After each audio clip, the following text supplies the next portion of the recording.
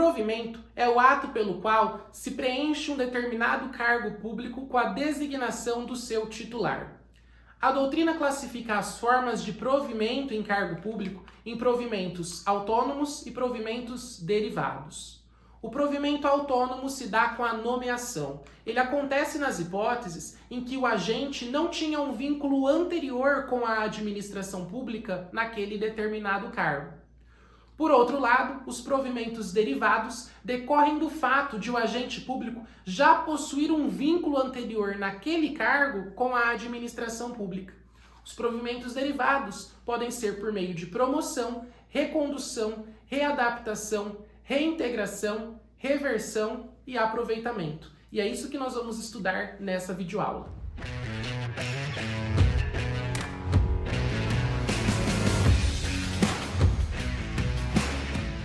A nomeação é um ato administrativo unilateral, que gera direito subjetivo ao nomeado de formalizar o seu vínculo com a administração pública por meio da posse e do exercício.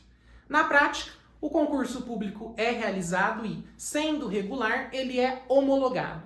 A partir do momento em que o concurso público é homologado, inicia-se o seu prazo de validade, aquele previsto no edital, que, de acordo com a Constituição Federal, pode ser de até 2 anos, prorrogável uma única vez por igual período. A partir do momento em que se inicia o prazo de validade do concurso público, é possível a nomeação. A nomeação gera ao nomeado o direito subjetivo de formalizar o seu vínculo com a administração pública, naquele cargo para o qual ele foi nomeado. Percebam então que ele não possuía vínculo anterior naquele cargo com a administração pública. Ele até podia ser um agente público, mas de um outro cargo. Naquele cargo é o primeiro vínculo que ele possuirá com a administração pública.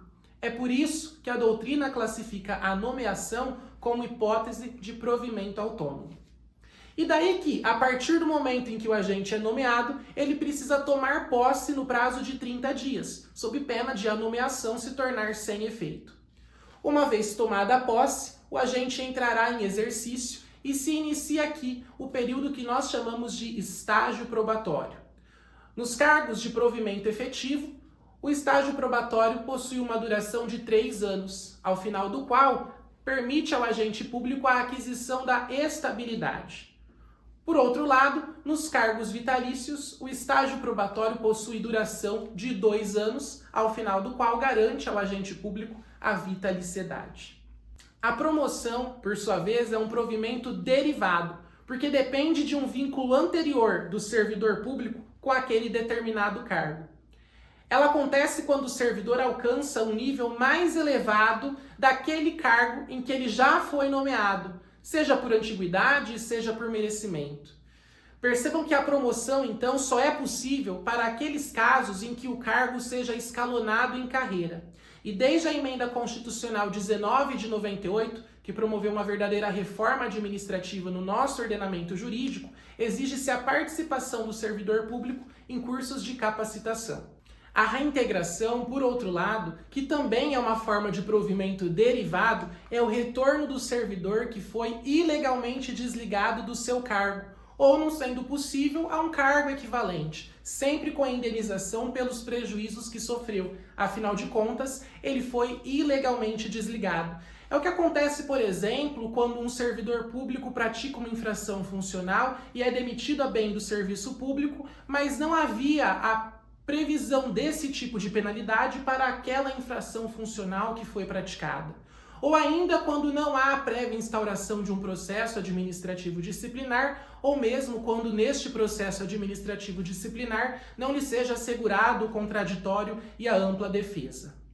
Existe uma possibilidade de, ao retornar ao seu cargo, o servidor público que foi ilegalmente desligado encontrar o cargo extinto. Isso porque, como nós já vimos, é possível a extinção de cargos públicos que deve ocorrer via de regra por meio de lei, salvo na hipótese de cargo vago, quando o presidente da República, por exemplo, na esfera federal, pode extingui-los por meio de decreto autônomo.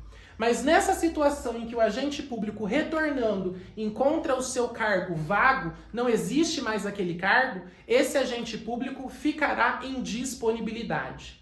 Caso surja um cargo equivalente, ocorrerá o seu aproveitamento.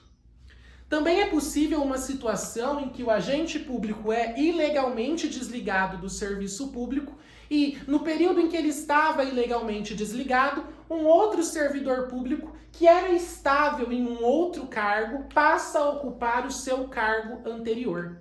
Nessa hipótese, este servidor público que era estável em um outro cargo, em havendo a necessidade de reconduzir o servidor anterior, será reconduzido para o seu cargo de origem, sem direito à indenização, para que ocorra a reintegração deste servidor ao seu cargo anterior, aqui sim com direito à indenização.